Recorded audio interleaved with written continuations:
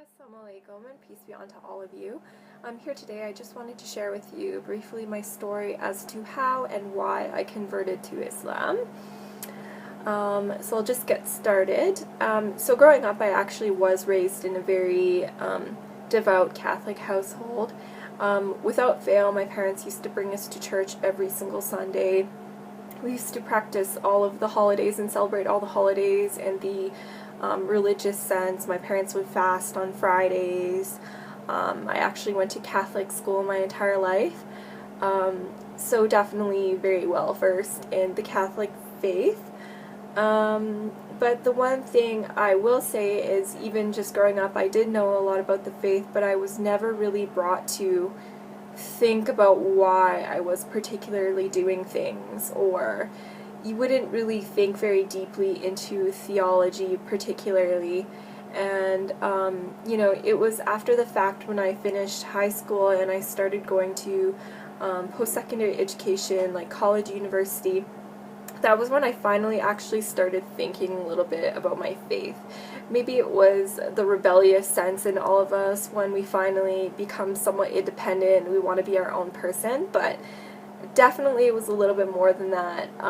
I remember, just going to school after the fact, and it was the first time in my life I was actually intermingling with people that were not of the same faith group with me, just because, going to a Catholic school, all my friends were Catholic.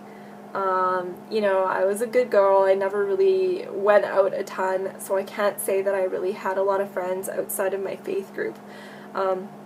But when I actually went to college, university, I actually for the first time interacted and met, Muslims as an example, and it kind of made me think about my faith in a greater sense. Like, I remember, just going to church and thinking, for the first time in my life, like, we're not supposed to be worshiping idols, so why do we even have, like, statues inside the church that people are praying towards? Or if we're supposed to be praying to the one God, like, why are we praying to the Virgin Mary, or why are we praying to other people and saints when, God is the creator of all things and God is the Almighty?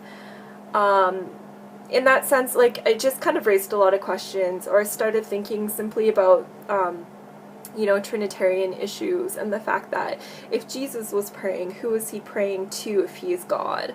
Or why would he be in need particularly? Like, a lot of these things, no matter who I would talk to, wouldn't really have a great resolution. Just to name a couple of other things, like, if God is eternal, then how could God die? Like, I really just couldn't wrap my head around a lot of these issues, and the more research I did, the more I realized that a lot of these theological issues came after the fact, and the pure Christianity was actually Unitarian. But it was the later kind of additions that changed the faith to make it what we know it as today, particularly, meaning kind of more of a Pauline Christianity. But I won't get into that. So generally, at that point, that was kind of when I was questioning a little bit more. But I really didn't have much of a solution. I just had questions. I started kind of looking into agnosticism, just because I figured, if Christianity is wrong and, all of these other religions are quote-unquote polytheistic, and I can't really accept that. They're either polytheistic or they're not particularly religions. They're more kind of like ways of thinking and whatnot. I don't really want to be involved with any of these, and I never really found a good monotheistic solution, but at the same time I wasn't really looking much into religion. But then it got to a point where I actually got in discussion about religion with some Muslims, actually, when I was at school. And I really didn't know much about their faith, to be quite honest. I had all of the stereotypical kind of ideas as to what Islam actually was. The fact that it was terrorist mongering and a violent faith, and you know, they just want to convert everyone by the sword, quote unquote, or, you know, intolerant, they just want to kill everybody that didn't agree with them. You know, very, very shallow kind of ideas as to what this faith was. But the more I kind of started asking questions about it, the more I was kind of finding myself strangely attracted to this religion, basically because of the fact that they believed in the existence of the one God. They believed in God's oneness.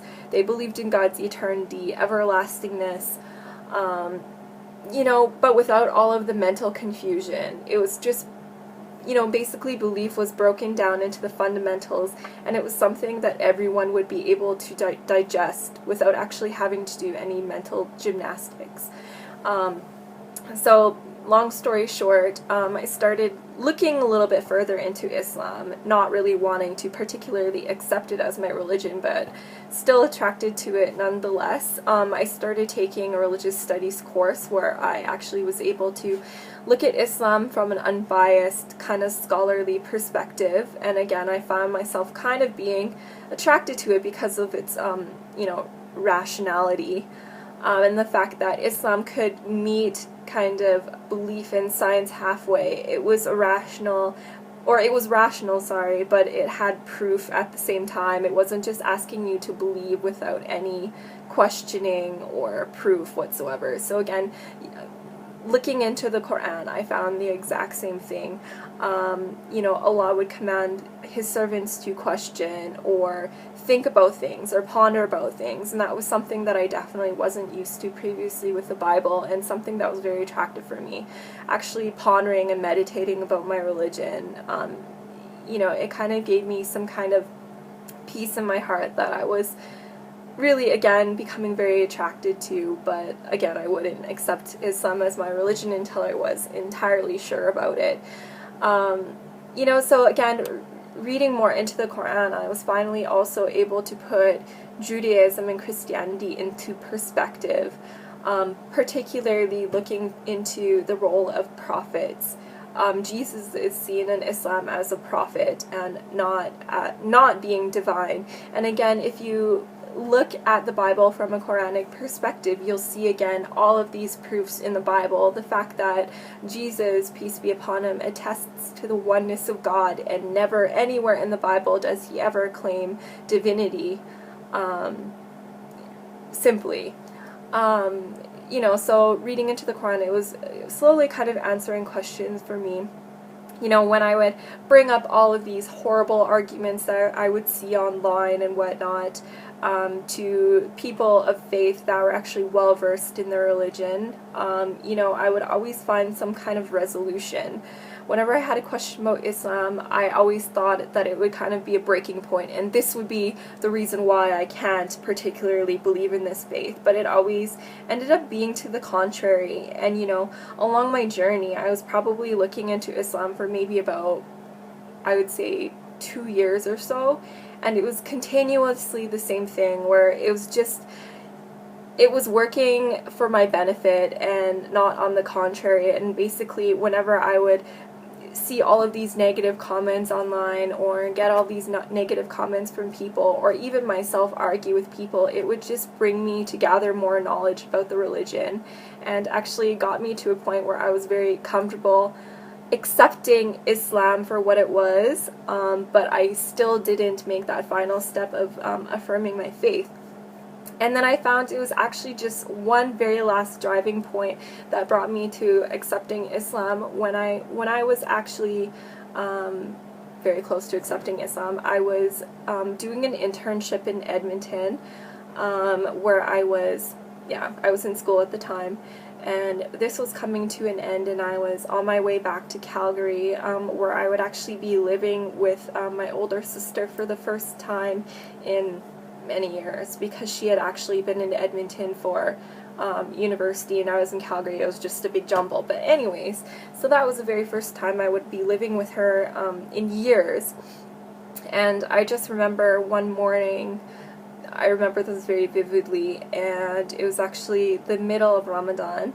I wasn't practicing or anything yet at that point. I'm still looking into Islam, but I heard like some crazy rustling noises and business going on in the kitchen, and I was like, what is this? What is going on? And it was really early in the morning, and then I found my sister in there eating a bowl of cereal, and like she had all this food around her.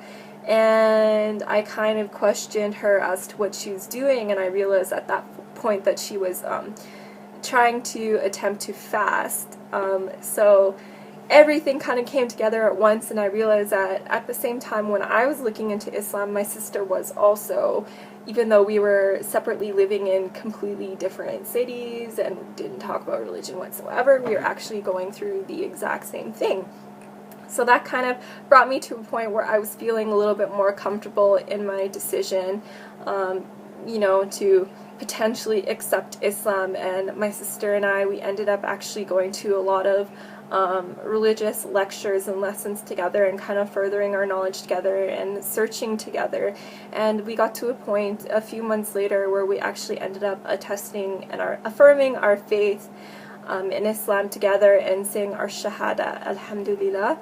And since then, it's been about 4 years. So I've, since then, my life has changed dramatically, for the better. Finally, as a person, I feel so whole. Before Islam, I would go to bed at night and I would honestly not be able to sleep because I felt like I was purposeless, and I felt like, extreme fear of, what was going to happen to me. Am I just like this lump of flesh and I'm just gonna die and rot in the ground? Like, I just really felt unfulfilled, and I felt like there was no purpose for me. But in my life now, I can say that every single moment of every day, I feel like I'm accounting for it, and I actually have a purpose, and our purpose is to worship the Creator and devote our life to the Creator in the way that He has outlined in the Quran. Very, very simply speaking. But anyways, so that's my story. I'm gonna keep it short and leave it at that, but inshallah, I hope any of you out there perhaps benefited from this story, and I hope to be of service to anybody, with any questions about Islam whatsoever. I would love to kind of dispel any myths and use my knowledge that I've gained over the past couple of years to, maybe inspire you guys in some way, or at least provide you with some knowledge, or answer any of the questions that you've been burning to have answers to. But for now, assalamu alaikum.